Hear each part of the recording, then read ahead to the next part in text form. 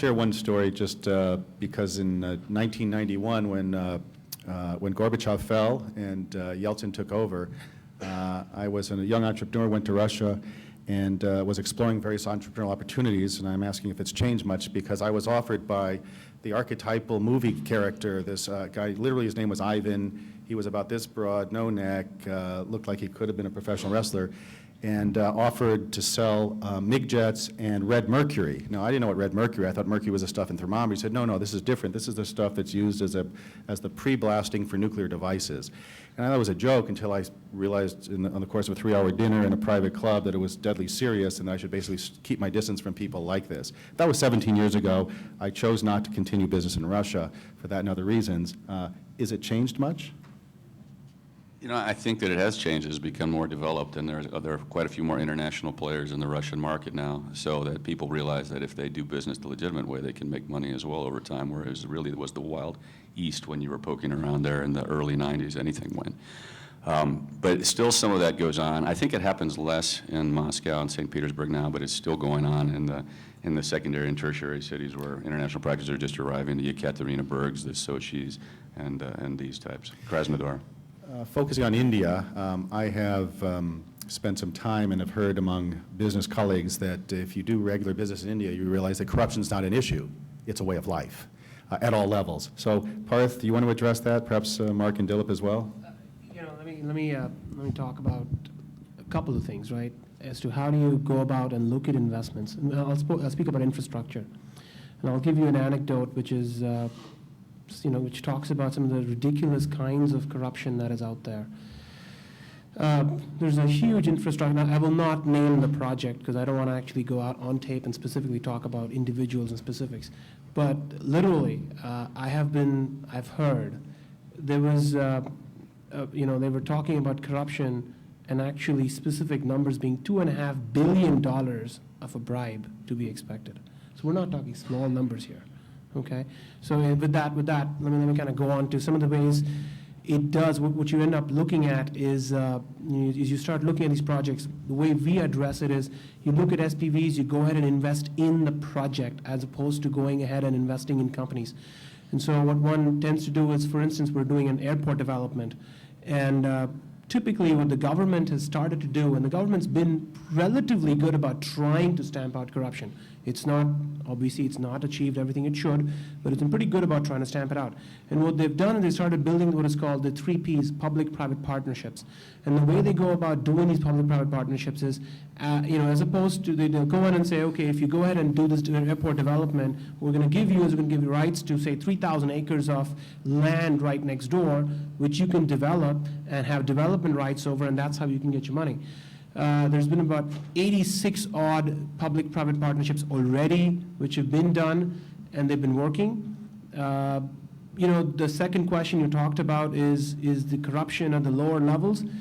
And, I'd be lying and I'd be completely off if I said it's gone away. It exists. You got to take the high road, and essentially what you got to do is you got to make sure throughout your organization you give out an extremely clear message which says, if you're going to do this, you're done. This is something which we cannot accept. Obviously, we have U.S. investors. We're subject to U.S. laws and U.S. ethics, and you got to follow those extremely actively. Mark, when you answer, can you also suggest when you take that high road, which I assume you do, how does the team that takes the high road, and I assume that's all of our panelists, how do you get anything done if there are plenty of others who will not take the high road and will pay that extra little stipend? Well, especially in an RFP situation, we lose a lot of deals. That's the unfortunate reality. But I'll share another anecdote since we're talking about stories, and I think this will eventually peter out in India. It might take a generation, but unfortunately, corruption, and I know it's true in China as well, it's part of the DNA of their society right now. And to share a little story I had, I went into a village that was close by, and my expectation was that all of the people here wanted to be, in technology, because that's what everyone talked about, is getting into the best schools, becoming somebody of power within the technology industry. But I was shocked by when I did sort of my informal survey to understand that most of them wanted to be government officials. Now, what country that you'd never hear that answer anywhere in a Western society is, I want to grow up, unless it's like president or prime minister. But what other country would you hear the youth saying, I want to grow up to be a government official? It's because these government officials have so much power in these smaller villages. I mean, they have power to accept bribes, and they do. They have the power to appoint you to certain positions. They have a lot of power in these smaller villages.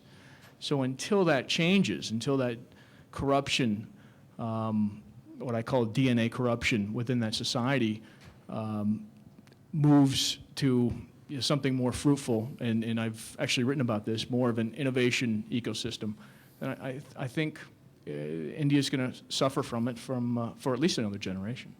Let me kind of jump in, Mark. Here's my take on that. I've just recently relocated to India. I used to live in San Francisco for 20 years and just relocated to Bombay. And here's my, I'm not going to speak specifically about real estate or infrastructure, but more of a macro level society statement, which I think pervades China, India, and Russia.